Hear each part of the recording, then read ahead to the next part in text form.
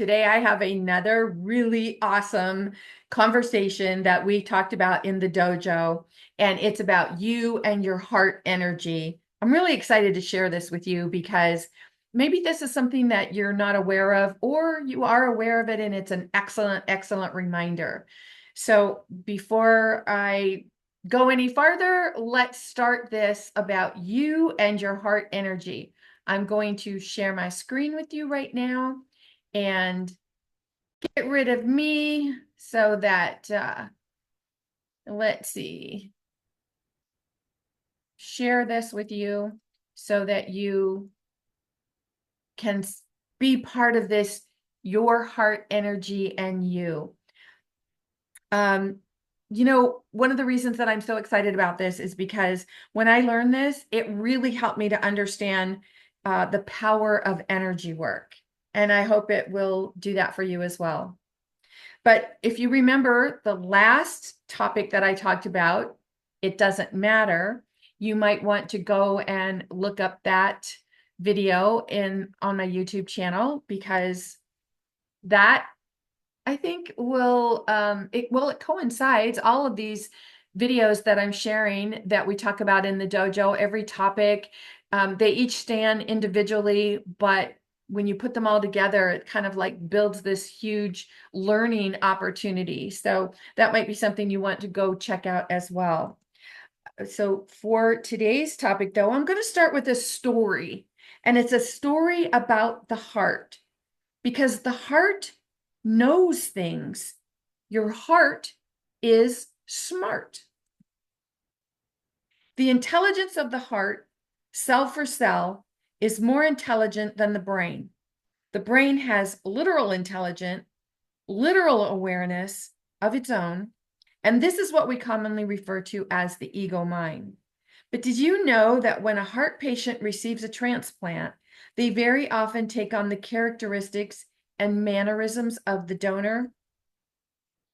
The intelligence of the heart has cellular memory, and the heart can affect the person who receives it. There's an instance where a woman was murdered and donated her heart. The woman who received the heart was able to identify the murderer, and the murderer was caught.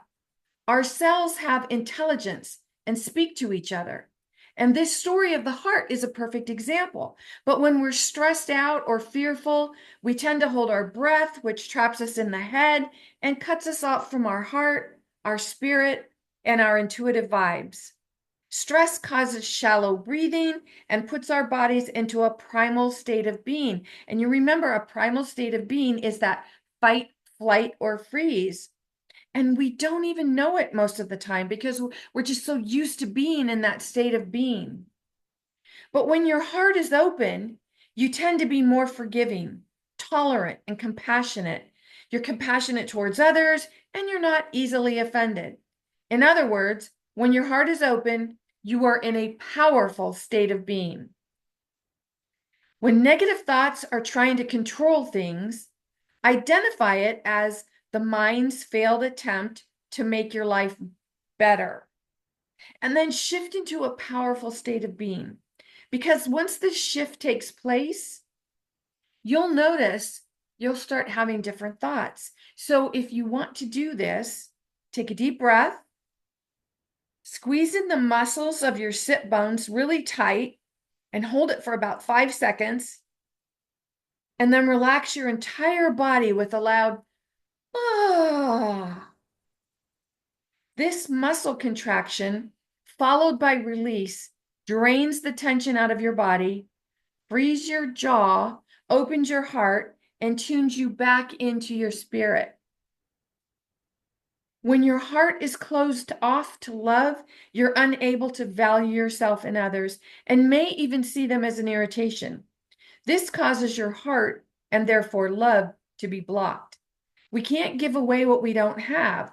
So not being able to love yourself means you'll find it difficult to share your love with others. When you close yourself off from love, either the love you give to yourself or the love you share with others, it causes energy blocks within the body. When energy flow is blocked, it can lead to physical, emotional, and mental imbalances and cause emotional or mental distress. Remember, emotions are energy in motion. So if you're feeling negative emotions, just breathe. And maybe you just want to think of a scene like this, the ocean, the waves gently lapping on the shore, something that will put you in that mood of relaxation. Maybe for you, it's going for a walk in the woods or snow falling outside of your window. Picture something in your mind and just breathe into it. Because your mind is like a library of beliefs, and most of what you believe today is based on beliefs you created between the ages of birth to 8 years of age. Most adults are still making choices from outdated or limiting beliefs that were created in childhood based on what they were taught, intuited, and their understanding of how life works. Because of your negative beliefs and the energy around your negative beliefs, it can be difficult for you to know who to trust, even within your inner circle. So when you're condescending and you don't see the value in other people or their own gifts and talents, those gifts and talents can seem superfluous to you, causing a rift in your relationship with them. Think about this. Who in your life do you have a relationship with, but maybe you talk facetiously about them, or maybe you just don't see their value?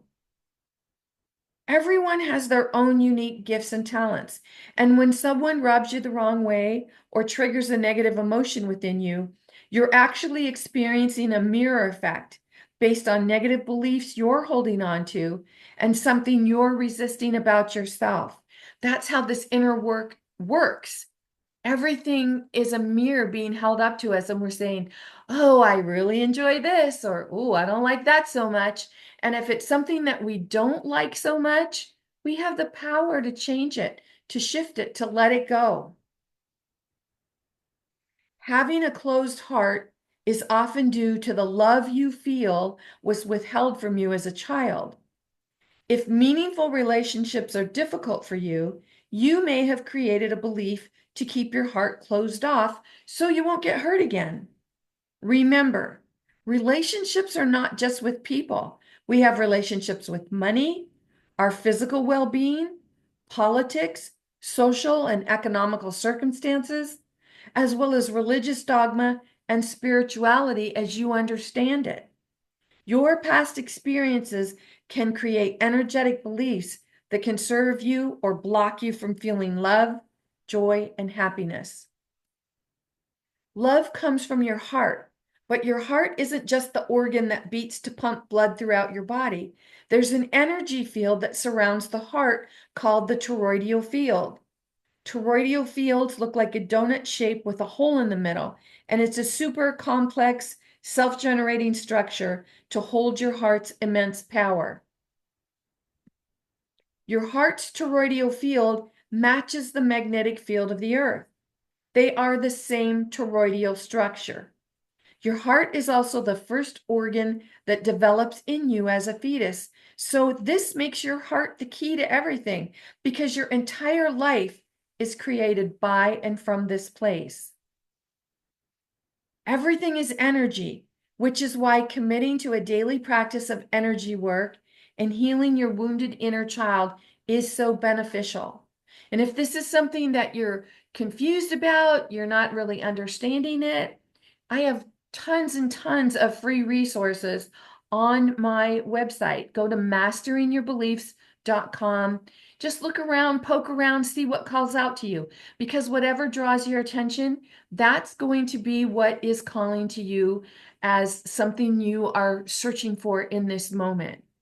Leave some comments as well, because when you leave comments and you comment about, oh, as I was watching this video, this came to me and I thought about that, then other people who are watching this video will read your comments and say, oh my gosh, I'm so glad I'm not the only one thinking like this. I'm so glad that someone else has let me know that other people are thinking these things too.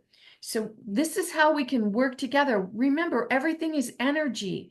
And when we are sharing our energy through comments or something that someone else is sharing or talking about or messages or working with someone, anything that's opening your mind is also opening your heart.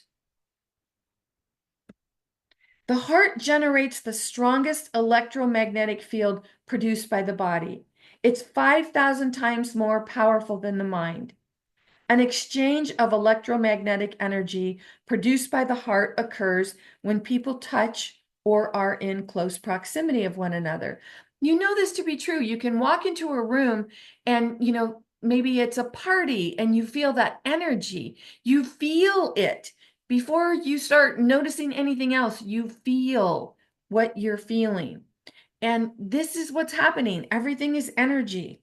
And when you love and accept love, you also gain a powerful resource. That's your self-worth. When you have self-worth, no one can manipulate you because you know what a treasure you truly are. So if you're suppressing love for yourself or others, you're also denying yourself the greatest power you possess. Unless and until you learn to remove the energetic armor you've placed around your heart, you'll experience an underdeveloped or stagnant heart energy. So here's a little body energy, maybe something that will help you get motivated or something that you can put into practice, okay? So I want you to take your hands and rub them together. Just rub the palms together. Pretend like it's two sticks you're rubbing together to start a fire. So rub your hands together and feel that energy between your palms. You feel it because you start to feel the heat coming up there. And now, as you feel the energy between your palms, place your hands palms down above your head, but not touching your head, and just feel that energy that's emanating between your palms and your head. And notice, what are you feeling there? And then move your hands to your cheeks so that your palms are facing your cheeks, but not touching your face. Do you feel that energy, that heat?